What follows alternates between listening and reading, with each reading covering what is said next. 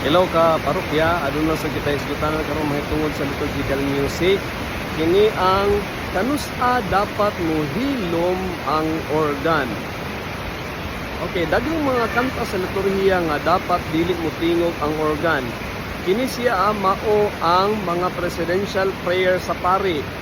Kani collect or opening prayer, kani prayer over the gifts ug prayer after the communion. Labi na pod sa kanang prayer, kanang Eucharistic prayer, hilom jud dapat ang organista diha. Daghang kayo ta nga nagatugtog diha dapita diha sa Santos kayo dikaw o Ginoo. Pero according sa Redemptione Sacramentum, dili dapat madunggan ang organ, ang pari lang jud.